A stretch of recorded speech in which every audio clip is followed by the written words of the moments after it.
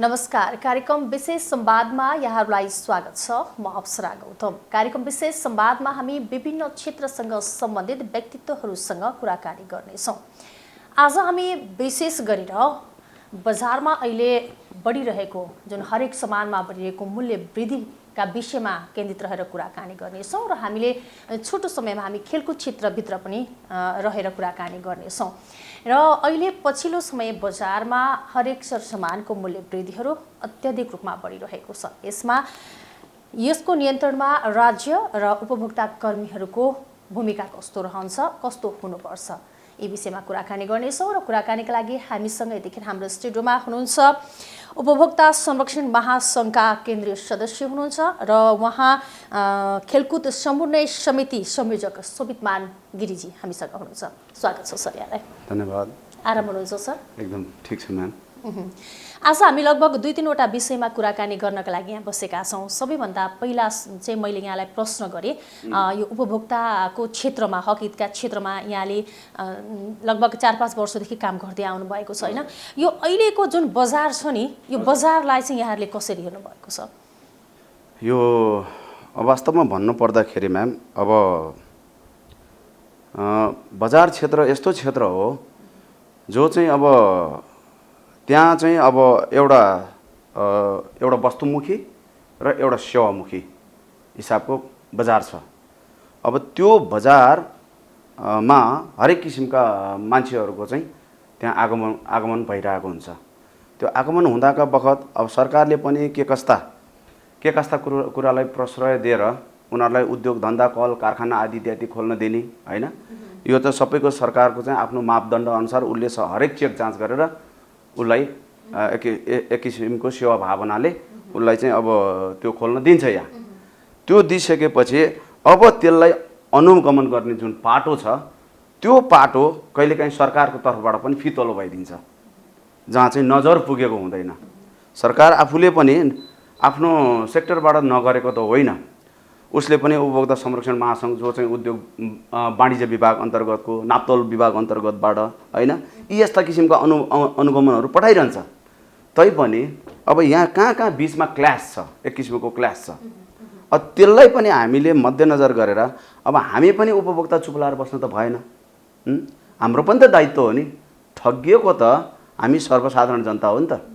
हुन त सबै जो तपाईँको जागिरको क्षेत्रमा लागेका छन् होइन, जो आफ्नो व्यापार गरेका छन्, व्यापारी पनि उसको व्यापारबाट पो ऊ ठगिया हुनु होला त। जसले अब जस्तो एउटा कल कारखाना खोल्ने व्यापारी भयो र उसले खाद्यान्न त युज गरिरहेको हुन्छ नि, त्यो खाद्यान्नको सेक्टरबाट चाहिँ ऊ ठगिरहेको हुन्छ क्या यहाँ होइन। त्यस कारणले उसले अरू ठाउँबाट ठगे पनि खाद्यान्नबाट ऊ ठगिरहेको, ऊ आफू ठगिरहेको हुन्छ क्या। त्यस कारणले गर्दा अब हामी उपभोक्ता नजागिकन यहाँ चाहिँ एकदम यो हुनेवाला छैन। त्यसैको लागि यहाँले अहिले भर्खरै भन्नुभयो सरकारले काम त नगरेको होइन, काम त गरिरहेछ भनेर, तर खासै त्यसको प्रभाव देखिरहेको छैन नि त। हजुर हो, सही कुरो हो। यहाँ चाहिँ अब कतिपय म्याम भन्नै पर्दाखेरि आर्थिक चलखेलका कुराहरू पनि हुन्छन् यो सेक्टरमा। आर्थिक चलखेलको यो चाहिँ एकदम यो कहाली लाग्दो छ, भन्नु पर्दाखेरि एकदमै कहाली लाग्दो छ होइन। जसले चाहिँ तपाईँको यस्तै किसिमको कुराले गर्दा कहिलेकाहीँ अब यी व्यापारिक सेक्टरबाट पनि कहिलेकाहीँ त सरकारै फेरबदल हुन सक्ने चाहिँ स्टाटससम्म पुग्ने अवस्था पनि आउँछ एउटा व्यापारीको गिरोहले गर्दा होइन। त्यस कारणले अब सरकारले त्यतापट्टि कतिको ध्यान दिएको छ होइन। अनि अब यो हुँदाका बखत हेर्नुहोस्, यो साह्रै अब तपाईँको अब सरकार आफूलाई पनि गाह्रो छ यो कुराहरू चाहिँ अलिकति सम्हालेर चाहिँ यसलाई व्यवस्थित तरिकाले अगाडि लैजानको लागि। सर्वप्रथम त सरकार आफू पनि पहिला सुरु चाहिँ सुदृढ हुनुपर्छ। अब एउटा चाहिँ के हो भने आफू त्यो नेतृत्वमा बसेको छ, नेतृत्वमा बस्दाका बखत सबै आफूले चाहिँ अब गरेको अनुसार आफूले सोचेको जस्तो त हुँदैन। त्यहाँ हरेक तह र तबकाबाट जोडिएका मान्छेहरू आएका हुन्छन्, पार्टीबाट जोडिएर आएका मान्छेहरू हुन्छन्, व्यक्तिहरू त्यसरी जोडिएर आएको हुन्छन्। राष्ट्रिय तथा अन्तर्राष्ट्रिय क्षेत्रलाई मिलाएर चाहिँ नेतृत्वले लिएर जानुपर्ने हुन्छ होइन। भनेदेखि हरेक कुरामा चाहिँ स्वार्थ बाजिएको छ म्याम। यहाँ स्वार्थ बाजिएको भएर र मान्छेको यो ढाडे प्रवृत्तिले गर्दा चाहिँ अब यो उपभोक्ताहरूदेखि लिएर हरेक सेक्टर चाहिँ यो प्रति चाहिँ पिल्सिन बाध्य भएको छ। जस्तो तपाईँहरू नेपाली उपभोक्ता संरक्षण महासङ्घ होइन यो संस्था खोलेर बस्नु भएको छ, यो चाहिँ अब उपभोक्ताको हक हितका लागि काम गर्ने संस्था हो एकदम निश्चय नै। तपाईँहरूले कसरी काम गरिरहनु भएको छ, के छ त? अब यसमा भन्नुपर्दाखेरि म्याम यो छ, यसमा दुई किसिमको छ। एउटा वस्तुगत सेवा, वस्तु र सेवाको चाहिँ हिसाबले हामी चाहिँ यो कुरामा चाहिँ अगाडि बढ्दैछौँ। जस्तो के हो भने हस्पिटलमा हामीले सेवा लिइन्छ, होटलमा सेवा लिइन्छ होइन, हरेक सेक्टरमा सेवा हुन्छ। अर्को वस्तुगत उत्पादन गर्ने जुन कल कारखानाहरूदेखि लिएर भन्ने खाद्यान्नहरूदेखि लिएर पेय पदार्थहरूदेखि लिएर यी सबै वस्तुभित्र पर्दछन्।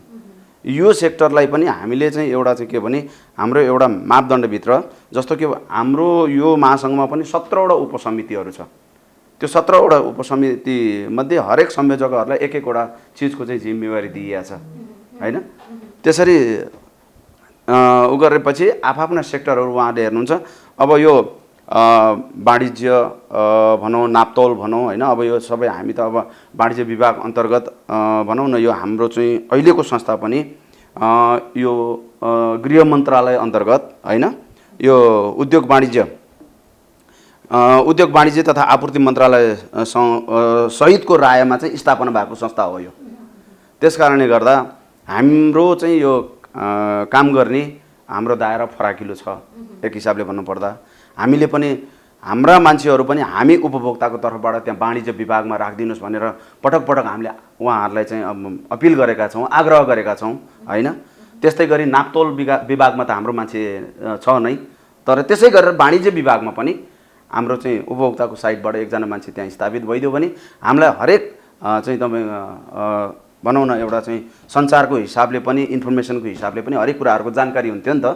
त्यो भएको भएर हाम्रो त्यो किसिमको माग छ वाणिज्य विभागमा पनि।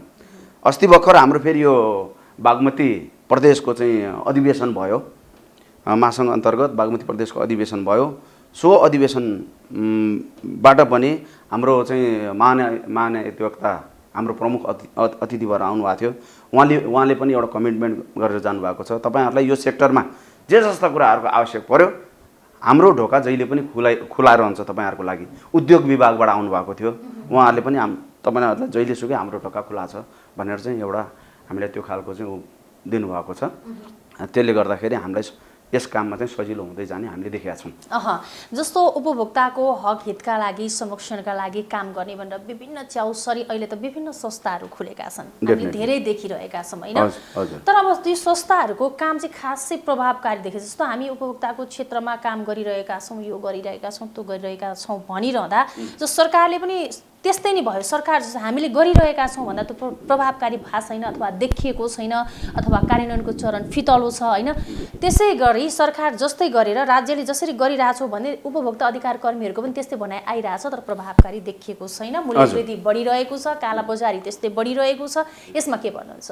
यसमा हेर्नुहोस् म्याम, हामी एउटा काम गर्ने भनेर कफन बानेर आइसकेका छौँ।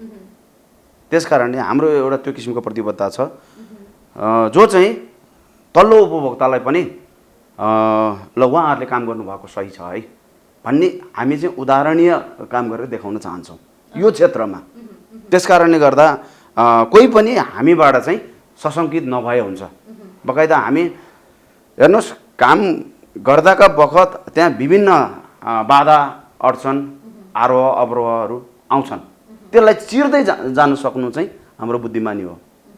र हामी एउटा त्यो टार्गेटमा पुग्छौँ भने हाम्रो एकदम त्यो खालको दृढ विश्वास छ र हामीले सरकारी सेक्टरबाट पनि विभिन्न निकायबाट पनि त्यही खालको साथ र सहयोग हामी पायौँ भने र उपभोक्ताबाट पनि त्यो खालको चाहिँ हामीले सहयोग पायौँ भने डेफिनेटली हामी हाम्रो टार्गेट मिट गरेर छोड्छौँ। जस्तो यहाँहरूले चाहिँ जस्तो मूल्यवृद्धिका कुराहरू भयो, कालाबजारीका कुराहरू भयो, जस्तो अब हरेक क्षेत्र जस्तो अहिले मलको समस्या पनि त्यत्तिकै छ होइन। सबै क्षेत्रमा यहाँहरू बोलिरहँदाखेरि प्रभावकारी कतिको आफूले गरेको काम चाहिँ यो चाहिँ हामीले गरेर चाहिँ यसमा चाहिँ जस कार्यान्वयनको चरणमा आयो भन्ने कामहरू त्यस्ता कतिका छन्? त्यो चाहिँ भन्नुपर्दाका म्याम अब कस्तो भने हामी एकचोटि त्यहाँको एउटा खाद्यान्न भण्डार चाहिँ हामी चेकिङको लागि गएका थियौँ। जाँदाको बखत अब सर्वसाधारणबाट कम्प्लेन आयो त्यहाँ चाहिँ डेट एक्सपायर भएका वस्तुहरू चाहिँ भण्डारण गरिएर राखिएका छन् भन्ने कुरा भयो। त्यो भण्डारण गरिराखेका छन् भन्ने उसमा चाहिँ आवेदनमा चाहिँ हामीले त्यहाँको चाहिँ अब ओनरलाई सम्पर्क गर्न चाहँदाका बखत उहाँ सम्पर्कमा आउनु भएन। यो हाम्रो अब निकै फेरि पनि एक्सन लिँदैछौँ हामीले हैन, त्यो प्रति फेरि एक्सन लिँदैछौँ। यी यस्ता खालका चाहिँ उपभोक्ताबाट कम्प्लेन आयो भने हाम्रो तुरुन्तै त्यो प्रति चाहिँ हामीले पुलिस प्रशासनसँग सहयोग लिएर हामी त्यो ठाउँमा चाहिँ अविलम्ब हाम्रो काम कारबाहीहरू अगाडि बढाइहाल्छौँ। कम्प्लेन आयो भने मात्रै गर्नुहुन्छ? कम्प्लेन त आउनु पर्यो, आफै खोजेर गर्नुहुन्छ। बजार अनुगमन जस्तो सरकारले गरिरहेको हुन्छ, त्यहाँ उपभोक्ता अधिकार कर्मीहरूले गर्नुहुन्छ, गर्नुहुन्न, उहाँहरूसँगै लागेर, जस्तो उहाँहरूसँगै बजार अनुगमन जाँदाखेरि तपाईँहरू उहाँ सँगसँगै लागेर गर्नुहुन्छ, गर्नुहुन्न? होइन, त्यो त अब हामीले पनि आपसी समन्वय खोजेका छौँ सरकारसँग होइन। जसरी हामीलाई उहाँहरू आवश्यक छ त्यस्तै गरी उहाँहरूले पनि हामीलाई आवश्यक आउनु पर्यो। हामी चाहिँ यसरी ठग्यौँ अथवा हामीलाई यो समस्या पर्यो भनेर आउनु पर्यो। उहाँहरू पनि के भने हाम्रो चाहिँ यो नेपाली उपभोक्ता संरक्षण महासङ्घ हो, उहाँहरू पनि सदस्य बनिदिनु पर्यो होइन, बनिदिनु पर्यो। तब न कुनै पनि एउटा सेक्टरमा लाग्दाका बखत होइन, अब उपभोक्ता त हो, हरेक साइडबाट उपभोक्ता हो वस्तु अथवा सेवाको, तैपनि एउटा नोमिनेसन आफूले नोमिनेसन त गरिदिनु पर्यो नि। त्यो भयो भने जोसुकैको निवेदन हामी हेर्छौँ। भनेपछि यहाँहरूको संस्थामा मेम्बर बन्नु पर्ने अवस्था छ, बन्नै पर्छ? यो चाहिँ कस्तो छ भने हामीले सर्वसाधारणलाई पनि इङ्गित गरेर अबको लगभग 2-3 वर्षमा यहाँ समथिङ 3 करोड जनता, यहाँ चाहिँ 3 करोड जनताहरू चाहिँ सर्वसाधारण जनता छन्। ती सबै हाम्रो यो महासङ्घ अन्तर्गतमा चाहिँ आबद्ध गराउनको लागि भ्याएसम्म हामीले चाहिँ 15 रुपियाँ मात्रै तिरेर सदस्यता वितरण गर्ने। 15 रुपियाँ त जसले पनि एफोर्ड गर्न सक्छ। त्यो भयो भने त कमसेकम एउटा कम्प्लेन गर्ने ठाउँ त रह्यो नि त म्याम हैन। जस्तो तपाईले कुरा गरिरहँदा 15 रुपियाँ तिरेर जो आबद्ध भयो त्यसको सुनवाई भयो, 15 रुपियाँ नतिरी जो आबद्ध भएन त्यसको सुनवाई हुँदैन? हैन, त्यसरी पनि हामीले बुझ्नु हुँदैन।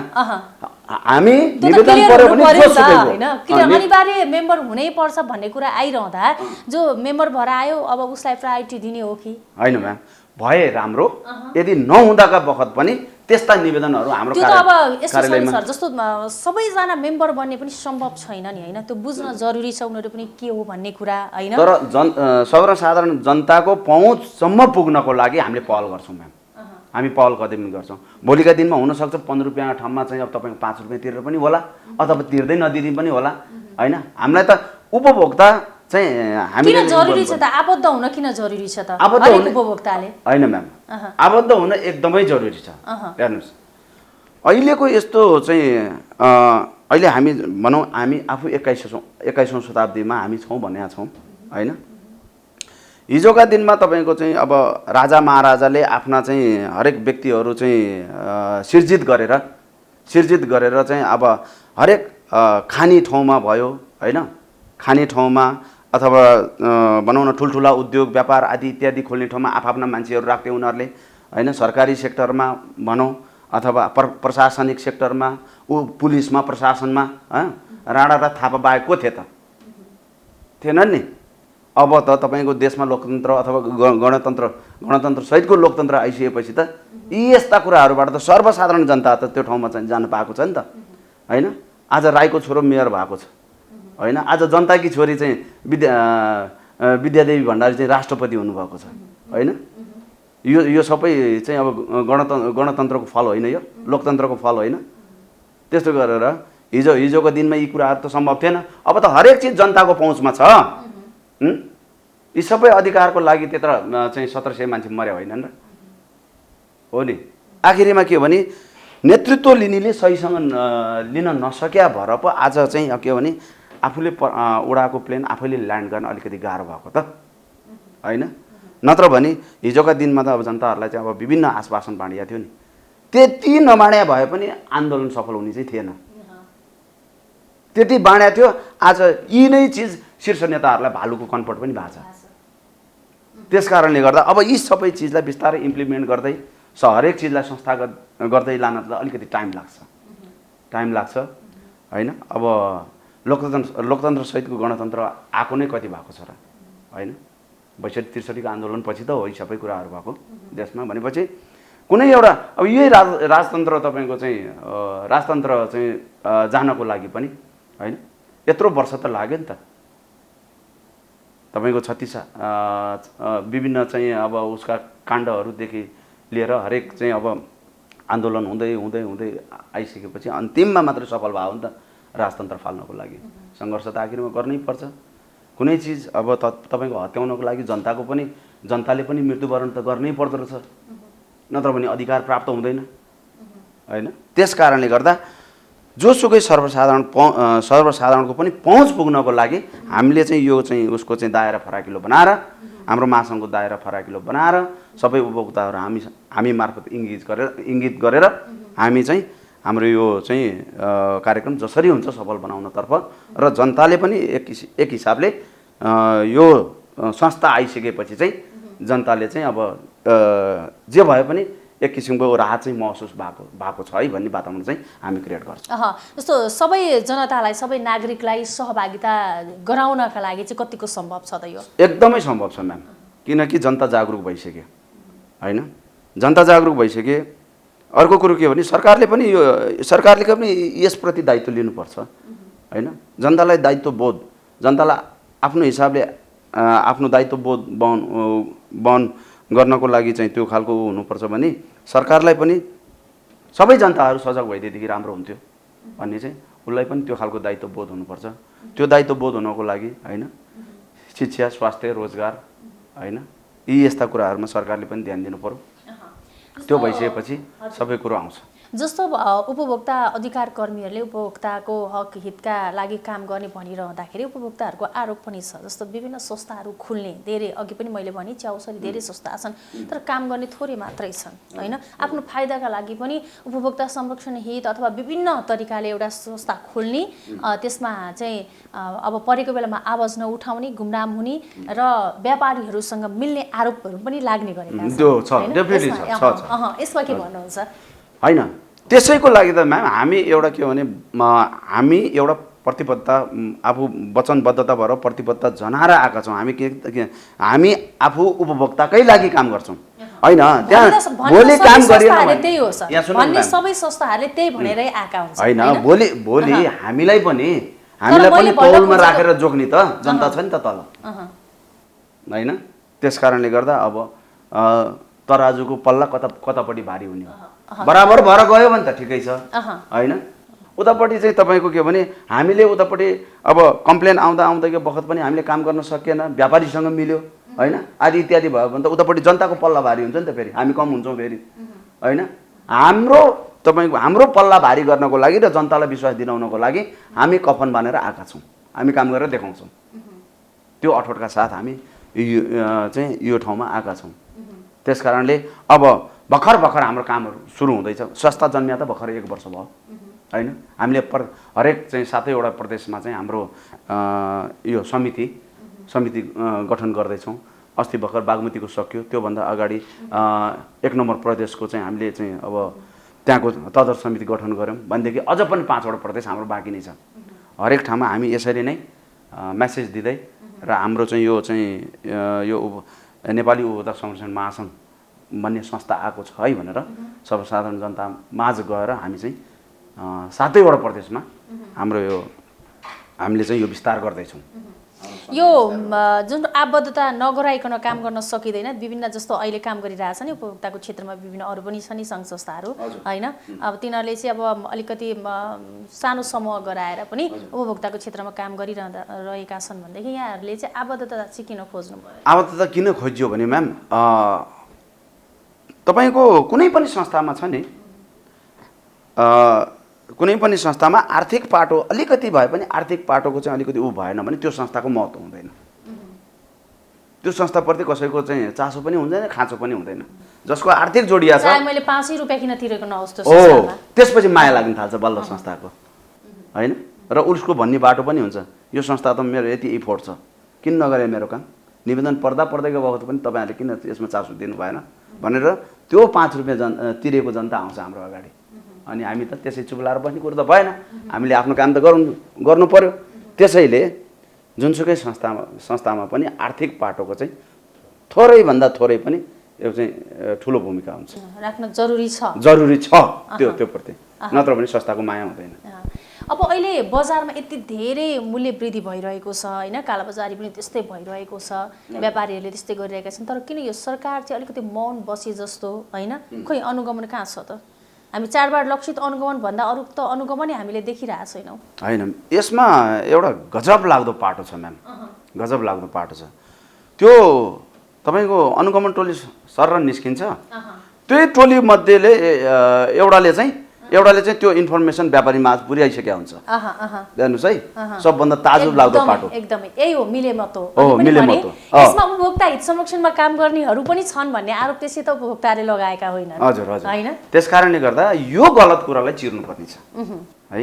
हामीले पनि भोलि हामीले आज यो स्थानमा भएको के भने भोलि हामी त्यो सरकारी स्तरको कर्मचारी जो त्यहाँबाट खटेर जान्छ तिनीहरूको पनि निगरानी हो। यहाँबाट उनीहरूले चाहिँ आफ्नो ठाउँमा गएर के कस्ता किसिमका चाहिँ आफ्नो कर्तव्यहरू पुरा गरेर आए, निवारण गरेर आए, यी यस्ता कुराहरू पनि हामी चाहिँ हाम्रो सेक्टरबाट यो भिजुलाइज हुन्छ।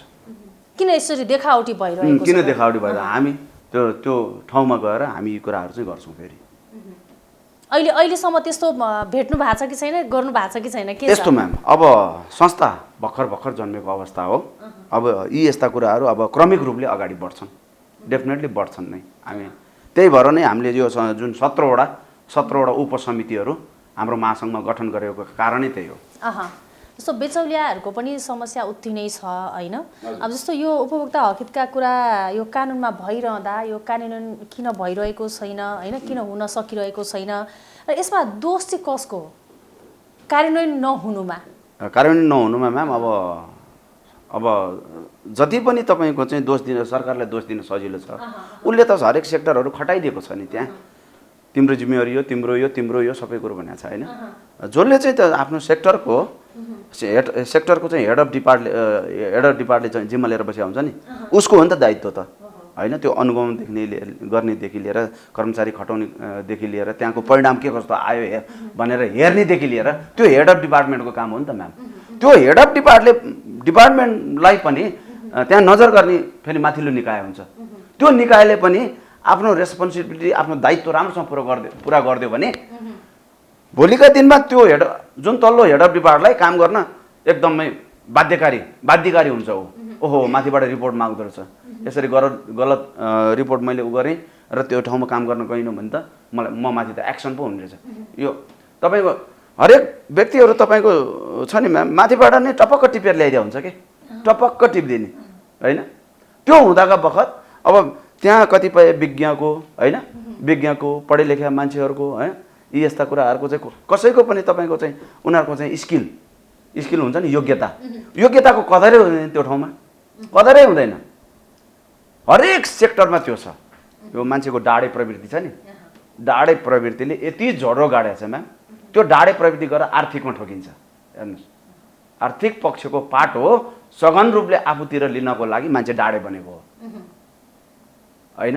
यो हरेक सेक्टरमा छ, राजनीतिक सेक्टरमा डाडेपन छ, व्यापारिक होस् होइन, न्यायिक क्षेत्रमा होस्, हरेक सेक्टरमा डाडेपन छ। हाम्रो खेलकुद क्षेत्र पनि योबाट अछुतो छैन है म्याम। फेरि यहाँ पनि डाडेपन देखिन्छ, यसमा त झनै देखिन्छ। यस्तो कुराहरू छन् म्याम होइन, जो चाहिँ त्यो खटाइदिया व्यक्तिले राम्रोसँग काम गरेर त्यसको रिपोर्ट चाहिँ माथि फलो हुँदै गयो भने यो डेफिनेटली यसको चाहिँ नियन्त्रण हुन्छ।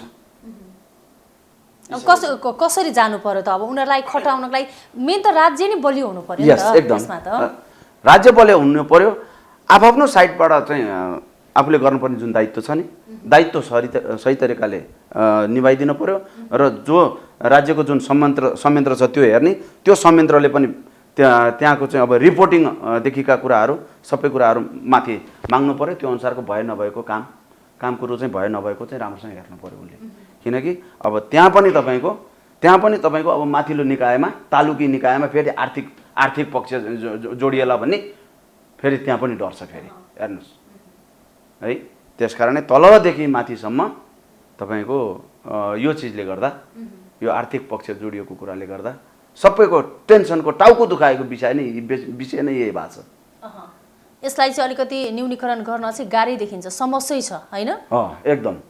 त्यसलाई होइन, त्यो फेरि गरौँ त्यो चाहनी पनि गर्न सकिन्छ फेरि इच्छा शक्ति हुनु तर एउटाले मात्रै चाहेर भएन यहाँ सबैजना टिमले चाहनु पर्यो त्यसैको लागि त अब देख्नु भएन अहिले पनि तपाईँको चाहिँ बालेन शाह आउनुभयो नि त महानगरपालिकामा होइन राजनीतिक सेक्टरबाट वितृष्णा जाएका मान्छेहरूबाट जो चाहिँ नो भोट बालेन शाहलाई आएको नो भोट हो नि त होइन पार्टीगत यो चाहिँ राजनीति चाहिँ अबदेखि एकदम जनतालाई यति लामो समय हेरियो केही पनि भएन छैन केही पनि भनेर बालेन शाह जस्तो व्यक्ति होइन यो हर्क साम्पाङ होइन जस्ता व्यक्तिहरू जन्मिया हुन् नि त सिधै उहाँहरू त नो भोटबाट जन्मेका हुन् होइन अब यस्ता कुराहरू चाहिँ हामीले काम बिगाऱ्यौँ भने त यस्तो त हुँदो रहेछ त परिणाम त आयो त भनेर अहिले तपाईँको राजनीतिक पार्टीहरू पनि झस्केका छन् यिनीहरूबाट भनेदेखि अब सुन्दैछु फेरि मिडिया तपाईँहरूकै मिडिया मार्फत पनि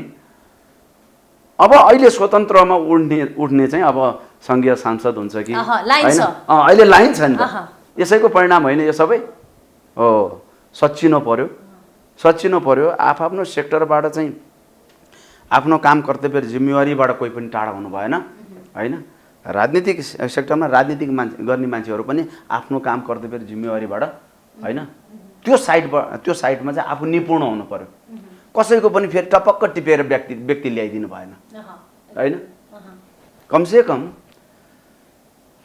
मान्छे तपाईँको आफ्नो स्किल डेभलप गर्नको लागि पढी लेखी ठुलो बन्छ नि त ठुलो बन्दाका बखत ऊ त तपाईँको चाहिँ अब यो डिप्लोमा मास्टर गरेपछि त ऊ त विज्ञ भइसक्छ ओ ती विज्ञहरूको ठाउँ छैन विज्ञहरू जति सबै बाहिर हेर्नुहोस् है अनि अब अस्ति विनोद चौधरीको एउटा कुरो याद गरेको थिएँ मैले यहाँ यो देश बिग्रिया कारण चाहिँ अब यो कामै नलाग्ने मान्छेहरूको जमघटले गर्दा बिग्रिया हो भन्ने कुरा थियो कि विनोद चौधरीबाट त्यो आएको थियो उत्पादनमुखी केही पनि भएन न मेन पावर भयो न अन्य सेक्टर भयो केही पनि उत्पादनमुखी छैन बेकारका मान्छे मात्रै नेपालमा भए त्यही भएर नेपालको चाहिँ विकास हुन नसक्यो हो भनेर भन्नुभएको थियो विनोद चौधरीको मैले एउटा इन्टरभ्यू हेरेको थिएँ साह्रै घत लाग्यो त्यो कुरो एकदमै सही हो यहाँ कुनै पनि सेक्टरमा पढाए मान्छे चाहिएको छैन हेर्नुहोस् खेलकुद क्षेत्रमा पनि हाम्रो तपाईँको डक्टर गरेर आउने छन् स्पोर्ट्स एन्ड म्यानेजमेन्टमा डक्टर गरेर मास्टर गरेर आउने मान्छेहरू छन् आखिरीमा त्यो खेलकुद सेक्टरमा उहाँहरूले ठाउँ पाउनु भएको छैन अहिलेसम्म हेर्नुहोस् त्यहाँ त कस्तो खालको नेताले टपक्क टिपेर लगिदिया होइन र टपक्क टिपेर लगिदिया मान्छेसँग त स्किल हुँदैन है अनि अब त्यो तल्लो सेक्टरबाट पढे लेखेको मान्छे माथि जान कोसिस गर्छ त्यो जाँदाका बखत त्यसलाई त्यहाँ ठाउँ दिँदैन त्यो तालुकमा जो मान्छे बसेको हुन्छ उसमा चाहिँ डाडे प्रवृत्ति हाबी भएर बसेको हुन्छ त्यो डाडे प्रवृत्ति हाबी भएर बसेको मान्छेले त्यो विज्ञलाई कहिले पनि माथि आउनु दिँदैन हेर्नुहोस् आयो भने मसिद्धि अनि त्यो क्षेत्र कसरी सफल हुन्छ त्यो क्षेत्र सफलै हुँदैन कहिले पनि भनेदेखि यस्तै चिजमा नेपालको हरेक क्षेत्र रुमल्लिएको अवस्था छ देशको विकास कसरी होस् होइन साह्रै विडम्बना र एकदम उराट लाग्दो उदेक लाग्दो छ क्या म्याम यहाँको हरेक व्यवस्था हेर्दाखेरि बहुत उदेक लाग्दो छ जस्तो अब हामीले राजनीतिक क्षेत्रको कुरा गरिरहँदाखेरि जस्तो स्वतन्त्रबाट हामीले जस्तो नो भोट भन्नुभयो यहाँले होइन साम्पाङको कुरा गरौँ होइन बालेन शाहको कुरा गरौँ जस्तो अब जनताले चाहिँ नयाँ नेतृत्व अब यो दलहरूबाट नहुँदो रहेछ अब नयाँ केही चाहेका रहेछन् भन्ने देखियो नि होइन त्यस्तै बजारमा पनि जस्तो कति सजग भएको देखियो जनताहरू त्यस्तै बजार व्यवस्थापनमा जस्तो कालाबजारी बढ्यो मूल्य वृद्धि भयो यसमा चाहिँ सजगता कतिको अप्नाएको पाउनुहुन्छ तपाईँले विशेष गरेर हाम्रो सेक्टरबाट कि जनताको सेक्टरबाट जनता आफै पनि जनता त यसरी म्याम आफू जागरुक पनि हुनु पर्यो जस्तो हामी एकछिनको लागि मानौँ तरकारी किन्न गयौँ तरकारी किन्न जाँदाका बखत ल मलाई व्यापारीले सोध्छ कति राखिदिउँ भनेर सोध्छ पहिला अनि हामीले पनि के भन्नु पर्यो भने मलाई यति किलो राखिदिनुहोस् तर तपाईँले राखिदिनुहोस् भन्न सक्नु पर्यो तपाईँले बजारमा जाँदा जस्तो चिज छान्नुहुन्छ त्यस्तै चिज मलाई राखिदिनुहोस् तपाईँले त्यसपछि जस्तो राखे नि हुन्छ भनेर उसैलाई अरायो भने व्यापारीलाई नै अरायो भने पक्कै पनि कुहिया त राख्दैन नि उसले अब हो त्यति चासो त हामीमा पनि हुनु पर्यो नि परेन हो आफ्नो र आफ्नो सेक्टर बचाउनको लागि आफू पनि तत्परता हुनु पर्यो नि होइन र त्यतिको सजग कतिको भएको छ हो एकदम त्यही भएर त मैले भने सजगता अपनाउनु पर्छ हरेक उसमा हैन अब विश्वास गर्ने जमाना कसैको छैन त्यो खालको क्रिएटै भएन विश्वास गर्ने वातावरणै क्रिएट भएन त यहाँ कसैको कसैलाई विश्वासै छैन यहाँ हैन त्यो भएको भएर यो एकदम चाहिँ कठिन पाटो छ यस्ता पाटाहरू त्यसकारणले अब बिस्तारै अब जति पनि हामीले चाहिँ अगाडि उपभोक्ताको विषयमा हरेक कुराहरू अगाडि बढाएर लिएर गइन्छ हामी चाहिँ यो चिजलाई चाहिँ हामी परिणाममुखी हाम्रो जुन आफ्नो क्राइटेरिया छ हाम्रो कार्यक्षेत्र त्यो कार्यक्षेत्रभित्र चाहिँ हामी यी यस्ता कुराहरूमा चाहिँ जुनसुकै चाहे सरकारी सेक्टर किन नहोस् चाहे प्राइभेट सेक्टर किन नहोस् हामी चाहिँ आफू र हाम्रा उपभोक्ताको संरक्षणको लागि हामी चाहिँ एकदम दत्तचित्त भएर नै काम गर्छौँ भनेर हामी कफन बाँधेरै आएका छौँ यो क्षेत्रमा हामी गरेर देखाउँछौँ पनि यसको छिटो चाँडै नै जनताका सामु परिणाम आउने गरेर नै काम गर्छौँ हामी जस्तो उपभोक्ताहरूले महँगीको मार खेप्नु नपरोस् विभिन्न समस्याहरू खेप्नु नपरोस् हैन भनेर कालाबजारीको त्यो सामना गर्नु नपरोस् भनेर जस्तो उपभोक्ता अधिकार कर्मीहरूले जसरी काम गरिरहनु भएको छ हैन सरकारले जसरी काम गरिरहेको छ र उपभोक्ता आफै पनि सचेत भइरहेका छन् पछिल्लो समय धेरै नै हामी देखिरहेका छौँ अब अगाडि चाहिँ कसरी बढ्दा बजार व्यवस्थापन गर्न सकिन्छ उपभोक्ताहरू ठगिनबाट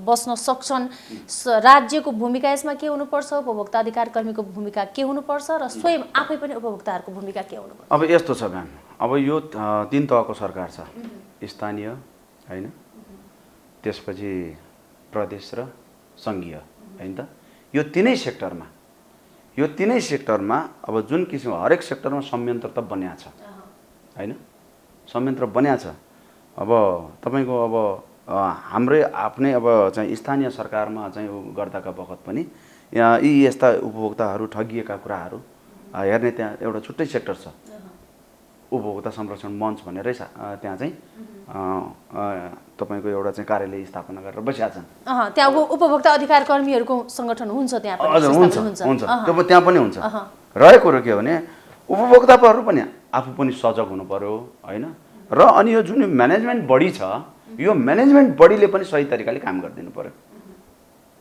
र जनतालाई त्यो कुरोको महसुस होस् त्यो भयो भने त डेफिनेटली हामी सक्छौँ नसक्ने के नै छ म्याम हैन हरेक कुराको सम्भव छ किन छैन मात्र इच्छा शक्ति चाहियो त्यसमा राज्य र उपभोक्ताहरूको बीचमा बसेर उपभोक्ता अधिकार कर्मीहरूले काम गरिदिनु पर्यो मात्रै के त भन्ने आर्थिकसँग जोडिनु भएन आफ्नो श्रमको जुन उपार्जन हुन्छ त्यो श्रम उपार्जनमा विश्वास गरेर जसले काम गर्छ नि डेफिनेटली यो हामीले चाहिँ यसको रिजल्ट पाइन्छ र जति आफ्नो आय स्रोत हो त्योबाट मान्छे चाहिँ अलिकति महत्त्वकांक्षी बन्न थाल्यो भने कुरो बिग्रिन्छ फेरि आर्थिक पाटोमा महत्त्वकांक्षी जुन सेक्टरमा पनि त्यसैले समस्या त पारेको हो नि हैन एकदमै हो समस्या त्यसैले पारेको तर यो हामी जति भनिरहेका छौँ जति बोलिरहेका छौँ त्यो कार्यान्वयनको चरणमा चाहिँ अलि फितले हुन्छ कार्यान्वयन गर्न चाहिँ गाह्रो देखिरहेका छौँ आजसम्म हामीले देखेको भोगेको कुराहरू बोलिरहँदाखेरि एकदम सही कुरा हो मान्छे जति सक्दो चाँडो धेरै कमाउन चाहन्छ भन्नु हैन कुरो बिग्रिया त्यहाँबाट हो नि हैन त्यो कालोबजारी गर्नेले पनि त्यो डेट एक्सपायर भएको सामान चाहिँ नबेच्दा भयो भने हुन्थ्यो नि त त्यो औषधि कम्पनीले पनि डेट एक्सपायर भए सामान चाहिँ अर्को नयाँ छाप हानेर नबेच्दा भयो हुन्थ्यो नि त जहाँ चाहिँ के त भन्दा चाँडो कमाउनुपट्टि लाग्ने जनता जेसुकै होस् भाँडमा जाए उसलाई मतलब छैन जनताको स्वास्थ्यप्रति पनि चासो छैन केही प्रति नै उसले चासो छैन मात्र ऊ आफू बन्न पर्यो र त्यो स्थान मात्रै आफूले ओगट्नु पर्यो त्यही सोचेर नै बिग्रिया हो त्यसलाई नियन्त्रण गर्ने जुन राज्य छ ऊ पनि आफू बन्नु पर्यो बस अनि त्यो भएको भएर हाम्रो यो संयन्त्र नै बिग्रिया छ अब बिस्तारै अब यस्ता चाहिँ अब हामीले चाहिँ युवा जागरणबाट उपभोक्ताको हितमा काम गर्ने संस्थाहरू धेरै खुलेपछि काम गरिदिनु पर्ने भयो क्या काम गर्नु पर्यो तर हामीले त्यो प्रभावकारी अघि पनि मैले भने नि हैन त्यो देखिरहेका छैनौँ क्या हैन म्याम अन्य हो यस्ता चाहिँ च्याउ उम्रेसरी छन् यस्ता संस्थाहरू ठिक छ उहाँहरूको आफ्नो आइडियोलोजी होला आफ्नो हिसाबले काम गर्नु होला त्यो बेग्लै पाटो हो तर जुन हामीले हाम्रो पक्ष जिम्मा लिएका छौँ नि यो पक्षलाई चाहिँ हामी सफल बनाएरै छोड्छौँ त्यसैले त भन्ने हामी चाहिँ यो म्याटरमा चाहिँ हामी कफन भनेर आएका छौँ। हाम्रो यत्र अहिले पनि तपाईँको अस्ति बागमती प्रदेशको अधिवेशन हुँदाका बखत पनि हजारौँ मान्छे जम्मा भएका थिए त्यहाँ, सबै उपभोक्ताहरू, सबै हाम्रो सदस्यहरू हुनुहुन्थ्यो उहाँ, होइन? त्यस्तै गरेर सबै जनताहरू जाग्ने हो भने त जनता जागरुक हुने र हामीलाई त्यही अनुसारको काम गर्ने वातावरण बन्दै गयो भने त डेफिनेटली हामी सफल हुन्छौँ नि त फेरि, होइन? त्यस कारणले यो मेरो दायित्वै होइन भनेर चाहिँ दायित्वबाट पन्सिनु भएन। अब जस्तो हामी थोरै हामी खेलकुदतर्फ पनि लागौँ, अलिकति छलफल गरौँ। जस्तो यहाँ चाहिँ खेलकुद को समन्वय समितिको संयोजक पनि हुनुहुन्छ यहाँ, होइन? यो सेक्टरको यो महासङ्घ। हजुर, जस्तो यस्तै भइरहँदा यहाँ त लामो समयदेखि यो क्षेत्रमा हुनुहुन्छ, होइन? म खेल क्षेत्रसँग जोडिएको चाहिँ म 2049 सालबाट हो म्याम, होइन? म एउटा ताइक्वान्डोको मेरो आफ्नो चाहिँ खेल क्षेत्र आफ्नो प्रोफेसन भन्नुपर्दाखेरि मेरो खेल क्षेत्र पनि जोडिएर आएको छ। म ताइक्वान्डोमा सङ्घर्ष गरेँ, अहिले 24 वर्ष भयो।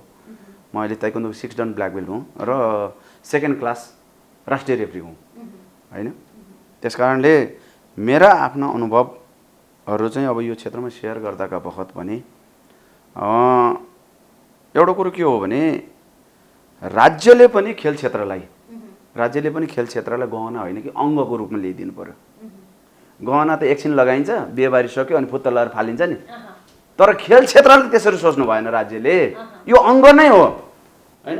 हाम्रो अङ्गमा मुटु, कलेजो, फोक्सो, किडनी जे छन् त्यो मध्येको एउटा हो खेल क्षेत्र पनि भनेर। त्यो बिना हाम्रो शरीर चल्दैन भन्ने चाहिँ सोच्नु पर्यो कि राज्यले। हेर्नुहोस् त अहिले पनि खेलकुदलाई बजेट कम गरिदिएको छ। त्यो पाराले खेलाडीले कसरी ट्रेनिङ गर्ने, प्रशिक्षकले कुन हिसाबले चाहिँ उ गर्ने, होइन? त्यहाँ सङ्घहरू, विभिन्न महासङ्घ आदि इत्यादि छन्, तिनीहरूको पनि आफ्नो खर्चहरू होला, कसरी धान्ने, होइन? अनि झन् बजेट बढाउन पर्ने ठाउँमा बजेट घटाएर अनि कसरी किन यसरी उपेक्षा गरेको छ खेलकुद राज्यले? हो, खेलकुदलाई किन उपेक्षा गरेको छ भनेदेखि तपाईँको विदेशको चाहिँ अनुभव म पनि आफू कोरिया पनि घर आएँ। विदेशकै अनुभव गर्दाका बखत पनि म्याम तपाईँको अब 5 वर्षपछि कुनै एउटा चाहिँ च्याम्पियनसिप आएको छ भने, अन्तर्राष्ट्रिय स्तरको च्याम्पियनसिप आएको छ भने उसलाई 5 वर्ष अगाडिदेखि नै ट्रेनिङ गराउन थालिन्छ उसलाई। त्यो नेपालमा छ त छैन नि? उसको पनि एउटा लेभल हुन्छ। जस्तो 12 वर्षको केटो 5 वर्षसम्म ट्रेनिङ गराएपछि त 17 वर्षको हुन्छ नि त। 17 वर्षमा यति मेच्योर भएर ऊ निस्किन्छ कि उसले जुनसुकै सेक्टरमा गए पनि अब गोल्ड मेडलै हासिल गरेर ल्याउँछ। यदि त्यो कथम कदाचित त्यो भएन भने 2nd मेडल त कन्फर्मै हो। त्यो हामीले बनाउन सकेका छैन। राज्य संयन्त्र त त्यतापट्टि लागेकै छैन राम्रोसँग। त्यहाँ पनि राजनीति नियुक्ति के नियुक्ति भनेर हेर्न सबैले आफ्नो मान्छे टपक टिपेर ल्याइदिएका छन्। अनि कसरी देशको प्रगति हुन्छ? खेल क्षेत्रमा देशको प्रगति कसरी हुन्छ? हो, ती क्षेत्रमा पनि अन्य सेक्टरबाट राज्यको मात्र भर पर्नु परेन, अन्य सेक्टरबाट पनि त्यहाँ पैसा आउँछ। यही तपाईँको उपभोक्ताबाट पनि पैसा उठ्छ त्यहाँ, होइन? ट्रेनिङ गराए बापत पैसा उठ्छ, ग्रेडिङको पैसा उठ्छ, मार्कसिटको पैसा उठ्छ, होइन? त्यो आन्तरिक स्रोत हो नि त। ती आन्तरिक स्रोत पनि त्यहाँ कसरी परिचालित भएको छ त, होइन? राष्ट्रिय खेलाडी उत्पादन गर्ने दायित्व त राष्ट्रिय खेलकुद परिषदको हो। त्यहाँ पनि विभिन्न मुख्य प्रशिक्षक हुन्छन् हरेक गेमका, होइन? तर अब त्यसमा पनि तपाईँको लगभग अब खेलकुद परिषद अन्तर्गत तपाईँको लगभग 137-138 चाहिँ तपाईँको चाहिँ सङ्घहरू छन्। हेर्नुहोस् है, त्यति धेरै सङ्घ छन्, होइन? खानीमुख धेरै रहेछन्, एकदम खानीमुख धेरै छन्। हो, त्यस कारणले अब कतिपय सङ्घहरू त झोलामा छन्, होइन? त्यस्ता उहरूको चाहिँ पहिचान गरेर राज्यले पनि तपाईँको एकल गेमलाई प्राथमिकता दिने हो कि सामूहिक गेमलाई प्राथमिकता दिने हो कि, होइन? अहिलेसम्म परिणाम कसले दिएको छ त, होइन? एकजनासँग एकजना भिड्नेले दिएको छ कि सामूहिक रूपमा, जस्तो क्रिकेट भनौँ, फुटबल भनौँ, भलिबल भनौँ, होइन? ती गेम त सामूहिक हुन् नि त। त्यस्ता गेमले चाहिँ परिणाम दिएको छ कि बाहिरबाट चाहिँ त्यो खालको चाहिँ अब भनौँ न गोल्ड मेडल हासिल गर्न सकिएको छ कि? यी कुराहरूलाई पनि त राज्यले हेर्नु पर्यो नि त। हो, जसले परिणाम दिन्छ त्यसलाई बढी लगानी गर्नु पर्यो। खेलाडी हाम्रा राम्रा छन्, डेफिनेटली राम्रा छन्। चाहिँ उनीहरूको जुन राज्यले गर्नुपर्ने हो, होइन? त्यो अनुसारको गरेको छैन अहिलेसम्म। एकदमै राज्य आफ्नो उत्तरदायित्वबाट पन्छेको हो कि जस्तो छ अहिले। नत्र भने अङ्ग मान्थ्यो नि त, किन गहना मानेर बस्थ्यो, होइन र? त्यस कारणले अब यत्र चाहिँ अब त्यहाँ सङ्घहरू छन्, सङ्घका पनि अब त्यहाँ पनि तपाईँको घोटाला हुन्छ। हेर्नुहोस् फेरि त्यहाँ पनि घोटाला हुन्छ है। सही तरिकाले तपाईँको कुनै हिसाब किताबै नराखिदिने, वैदेशिक डोनेसन पनि आउँछ फेरि त्यो ठाउँमा, वैदेशिक डोनेसन तछाड मछाड हुन्छ पदाधिकारीमा जानको लागि। अनि हेर्नुहोस् त यो विडम्बना हो एक किसिमको। जब त्यसको नेतृत्व चाहिँ कसले पाएको हुन्छ, त्यो विज्ञ हुँदैन फेरि, त्यहाँ टिपेर ल्याएको व्यक्ति हुन्छ त्यहाँ। हेर्नुहोस् है, हो त्यस्ता उसले गर्दाखेरि हाम्रो खेल क्षेत्र चाहिँ अगाडि बढ्न सक्यो। अब त्यहाँ धेरै अब खेलकुदका हरेक अडिटिङ आदि इत्यादि सबै कुरो हेर्ने हो भने संस्थाको अडिटिङ हेर्ने हो भने त्यहाँ कतिपयको त अडिटिङै छैन, कतिपयको चाहिँ अडिटिङ सरकारलाई एउटा देखाउने, आफ्नो भित्र चाहिँ अर्कै अडिटिङ। किन यस्तो यति धेरै भद्रगोल यो खेलकुद क्षेत्रमा यति भइरहँदा पनि राज्य किन चुप लाग्यो? सरकारको नजर जानु पर्यो नि त अब, होइन? जसले जिम्मेवारी लिएर आउनु भएको छ सबै चिज, सङ्घहरूको सबै चिज खोज्नु पर्यो नि। अब त्यो खालको आँट हुनु पर्यो। फेरि त्यही सङ्घको जो टाउके छ फेरि त्यो टाउकेको पनि सिधै माथि कनेक्सन भइरहेको हुन्छ। हेर्नुहोस् है, अनि त्यसले गर्दा फेरि अनि सदस्य सचिवले कसरी काम गर्ने अब त्यहाँ? हेर्नुहोस् त, विडम्बना यही हो देशको। जस्तो अब विभिन्न पारिश्रमिकको कुरा लिएर पनि होइन, विवाद खेलाडी र बीच पनि भइरहेको हामी देख्छौँ होइन। अब जो आफ्नो देशको नाम उच्च राखेर होइन अन्तर्राष्ट्रिय स्तरमा खेल्न जान्छ, आफ्नो देशको नाम उच्च राख्ने खेलाडी होइन, जस्तो गहना नभनौँ एउटा अङ्ग भनौँ भन्नुभयो यहाँले होइन, एकदम सही लाग्यो। एउटा अङ्ग होइन, राज्यको एउटा अङ्गलाई चाहिँ हामीले चाहिँ उपेक्षा गरिरहेका छौँ होइन।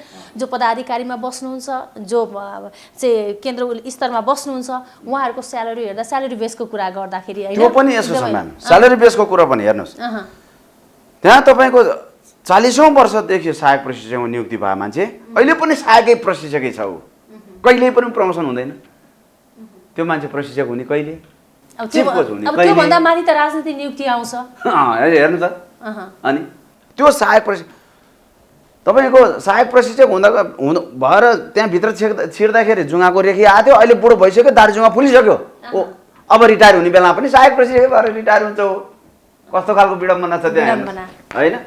अनि सेवा सुविधाका कुराहरू त परै जाउँ है। अब त्यही त हेर्ने निकायले सही तरिकाले चाहिँ अब्जर्भ गरिदिनु पर्यो कि म्याम त्यो ठाउँको होइन।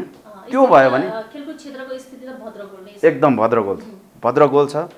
अब त फाटाफुट्टा खेलकुदका पनि डक्टरहरू एक्सपर्टिजहरू एक्सपर्टिजहरू निस्किँदैछन् नि त, निस्किया पनि छन् अहिले पनि। अब खेलकुद क्षेत्रमा लागेको 2-3 जना चाहिँ कोही डक्टर कोही मास्टर गरेर आइसक्नुभयो, कोही कोरियाबाट होइन, कोही जापानबाट, त्यसरी डक्टर मास्टर गरेर आउनेहरू पनि हुनुहुन्छ। तर उनीहरूले त्यो ठाउँमा ठाउँ पाइरहेको अवस्था छैन। किनकि अब माथि बस्ने मान्छेले यो मेरो क्षेत्र हडप्न आएको भनेर त्यो डाडे प्रवृत्ति छ नि, त्यो डाडे प्रवृत्ति त्यहाँ हाबी हुन्छ फेरि। यी यस्ता कुराहरू चाहिँ अब के भने सबैले एकचोटि सोच्न बाध्य छ। राइट म्यान राइट प्लेस भनिन्छ नि, त्यो ठाउँमा हुनु पर्यो, तब नै रिजल्ट आउँछ होइन। डाक्टर सुरेन्द्र केसीको कतिपय कुराहरू याद आउँछ क्या मलाई, उहाँको पनि इन्टरभ्यू सुन्छु म है। अनि उहाँ एक हिसाबले टियुको एउटा विज्ञ हो नि त। हेर्नुहोस् त, राज्यले उपेक्षा गरे उहाँमाथि, उपेक्षा होइन त्यो। उहाँ पनि कुनै पार्टीमा ट्याक्क जोडिनु भएको थियो भने त, राष्ट्रिय स्तरको पार्टीमा जोडिनु भएको थियो भने त फुत्त कसैले तानेर ल्याइदिन्थ्यो होला। उहाँ एकदम आफू स्वतन्त्र मान्छे, कसैसँग तपाईँको चाकडी गर्न जानु भएन उहाँले होइन। अनि अहिले जहाँको त्यहीँ बस्नु परेको छ। अब हेर्नुहोस् त, उहाँको स्किल चाहिँ हायर गर्न सकिया भए यो राज्यलाई फाइदा हुन्थेन? छैन, त्यतातिर सोचै छैन राज्यको पनि। एकदम ताजुब लाग्दो, एकदम काली लाग्दो छ क्या म्याम यो हेर्दा गएको।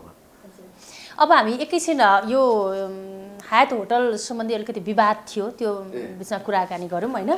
जस्तो यो क्यासिनो विभागमा कर्मचारी निकाल्ने, समयमै पारिश्रमिक नदिने भन्ने समस्या भयो भन्दै चाहिँ तपाईँहरूले चाहिँ लामो समयदेखि मुद्दा मामला पनि गरिरहनु भएको छ। खासमा यो के हो वास्तविकता?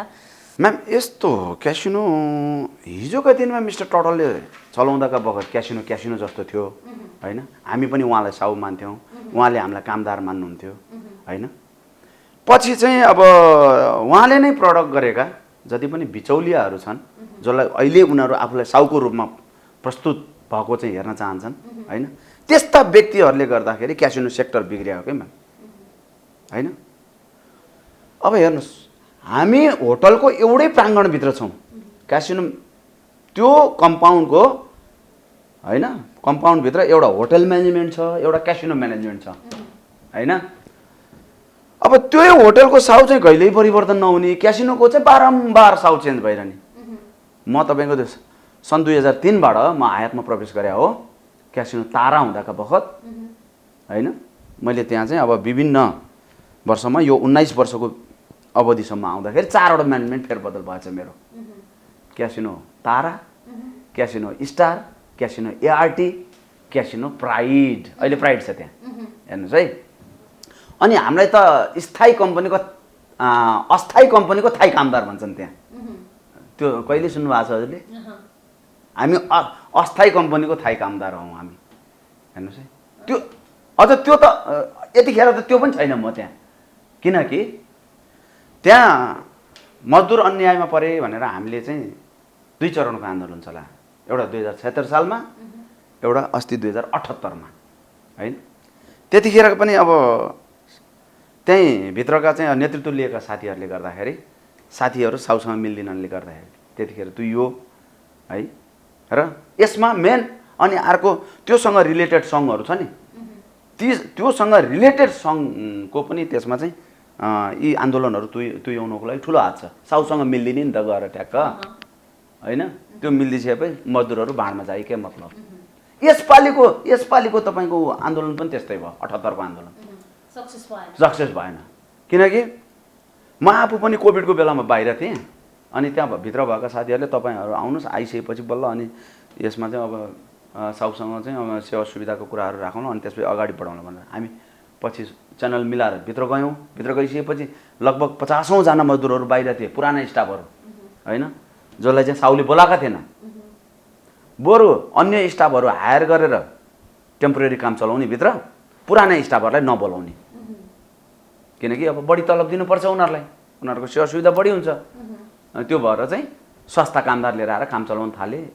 त्यहाँको चाहिँ अब हाम्रो ओनर हुनुहुन्छ विनय शाहले चाहिँ त्यो गर्न थाल्नुभयो।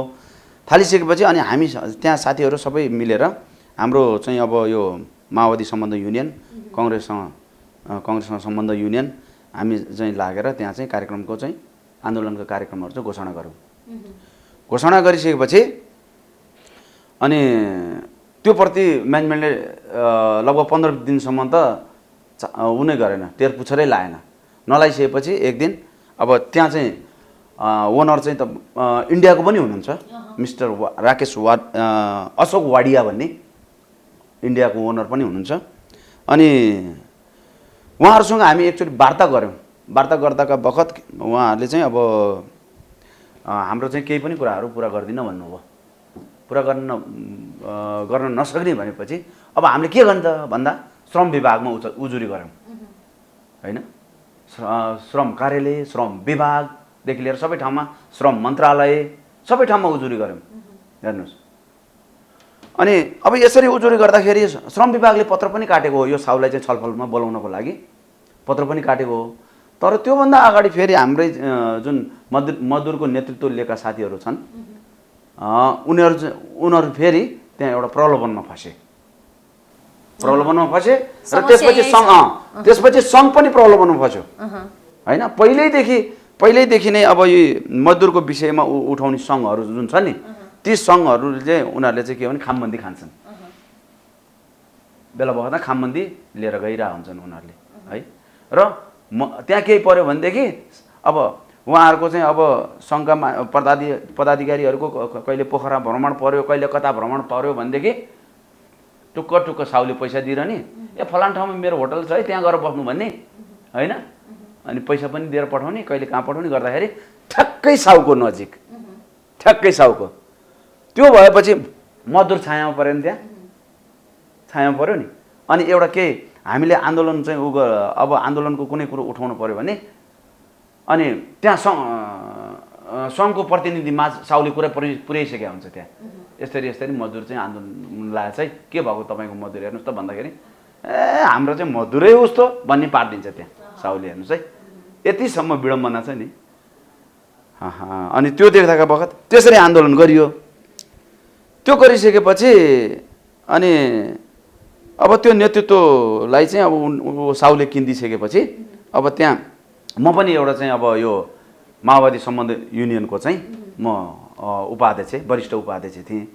अहिलेको चाहिँ तपाईँहरूले कसरी के गरिरहनु भएको छ अहिले मिलाइरहनु भएको छ कसरी के गर्दै हो छैन म्याम मलाई त अहिले त कारबाही गरे अवस्था छ मलाई जागिरबाट बर्खास्त गरेको बेला छ अहिले त्यहाँको चाहिँ म्यानेजमेन्टले मिस्टर विनय शाह आफैले तपाईँको चाहिँ स्पष्टीकरणदेखि लिएर हरेक कुराको जवाब आफैले लेखेर जहाँ चाहिँ तपाईँको चाहिँ त्यहाँको एडमिनिस्ट्रेसनले जिम्मा लिने कुराहरूमा पनि उहाँ आफैले नै के त्यो प्रतिशोध छाँचेर म माथि खनिनु भएको छ उहाँ म माथि खनिएर चाहिँ मलाई बर्खास्त गर्नुभएको छ म उच्च अदालत गएको छु होइन अब मुद्दा चलिरहेछ र श्रममा पनि जाँदैछु श्रममा पनि म चाहिँ अब 1-2 दिनमा दर्तामा जाँदैछु त्यो एकदम हामीलाई हेर्नुहोस् 7 वर्षदेखि तलब बढाएको छैन अनि उसले बिचौलिया सङ्घका प्रतिनिधिहरू प्रयोग गरेर र त्यहीँको युनियन लिडरहरू किनेर 10 वर्षसम्म कुनै पनि चाहिँ उ गर्न नपाउने आन्दोलन पनि गर्न नपाउने सेवा सुविधाका कुराहरू निकाल्न नपाउने भनेर चाहिँ त्यस्तो खालको तपाईँको सम्झौता बनाएको छ उसले हेर्नु श्रम ऐनमा ठाडै बाजिन्छ यस्ता कुराहरू ठाडै बाजिन्छ भनेदेखि ऊ प्रवेश गरिसकेपछि कहिले पनि तपाईँको तलब बढाएको छैन हेर्नुहोस् अनि यो महँगाई भनेको के सरकारी कर्मचारीले मात्रै वृद्धि हुने हो प्राइभेट सेक्टरका मजदुरहरूलाई महँगाई बढ्दैन होइन जागिर खाने बेलामा 120 त्यो तोरीको तेल अहिले तपाईँको 420 रुपियाँ तिरेर तोरीको तेल किन्नु परेको छ त्यो सरकारी कर्मचारीले मात्रै बढ्छ त्यो प्राइभेट सेक्टरको मान्छेले चाहिँ बढ्दैन हो यस्तै कुरा महँगीलाई सम्बोधन गरेर तल बढाऊ भन्दाका बखत हामीमाथि त्यो किसिमको रजाइ गर्यो अहिले सङ्घको सपोर्ट लिएर नेतृत्वको सपोर्ट लिएर हामीमाथि त्यो किसिमको रजाइ गर्यो अहिले चाहिँ म कारबाही त्यसको चाहिँ म कारबाही भोग्दैछु त्यहाँ नेतृत्व लिएर हिँडिएको अवस्था थियो अनि अहिले त्यो हिसाबले म मुद्दा आउँछु अनि त्यहाँ पनि पहिला हाम्रो एकजना चुनु थापा भन्ने हुनुहुन्थ्यो यही म्यानेजमेन्ट छँदाका बखत 1 वर्षपछि उहाँको यस्तै यस्तै केस लगाएर म्यानेजमेन्टले निकाल्न खोजेको थियो तर उहाँ चाहिँ 6 वर्षपछि मुद्दा जितेर आउनुभयो अहिले म्यानेजमेन्टले 19 लाख रुपियाँ तिर्नुपर्ने भएको छ उहाँको र 14 लाख समथिङ पे गर्यो अनि अहिले ड्युटीमा पनि लगाएको छ हेर्नुहोस् मजदुर तपाईँको उसले गल्ती गरे हुन्न के म्याम म्यानेजमेन्टले जबरजस्ती नियोजित हिसाबले उसलाई चाहिँ जसरी हुन्छ जागिरबाट निकाल्ने प्रपञ्च सोचिरहेको हुन्छ जब आफूले भने जस्तो भएन उसले त्यो मान्छेलाई चाहिँ कटअपै गर्न खोज्छ त्यो प्रवृत्ति छ अब हामी अन्त्यमा आइपुगेका छौँ होइन यहाँलाई चाहिँ कार्यक्रममा आइदिनु भयो होइन यहाँलाई धेरै धेरै धन्यवाद छ thank you very much ma'am मलाई पनि यो ठाउँसम्म आएर हाम्रो माउन्टेन टेलिभिजन मार्फत यो एउटा राष्ट्रिय मिडिया मार्फत चाहिँ मलाई यहाँ चाहिँ 2 शब्द राख्ने मौका दिनुभयो टेलिभिजनको विशेष संवाद कार्यक्रममा मलाई बोल्ने मौका दिनुभयो यहाँहरूलाई पनि धेरै धेरै धन्यवाद दिन चाहन्छु हस् धन्यवाद सर धन्यवाद दर्शकवृन्द आज हामीले विशेष संवादमा विशेष गरेर मूल्य वृद्धिका विषयमा र खेल क्षेत्रमा भएका विभिन्न गतिविधिका विषयमा पनि हामीले कुराकानी गर्यौं फेरि अर्को एक दिन यस्तै एकजना व्यक्तित्वसँगको कुराकानी लिएर उपस्थित हुनेछौँ तबसम्मको लागि हेर्दै रहनुहोला बिजनेस प्लस एसडी टेलिभिजन नमस्कार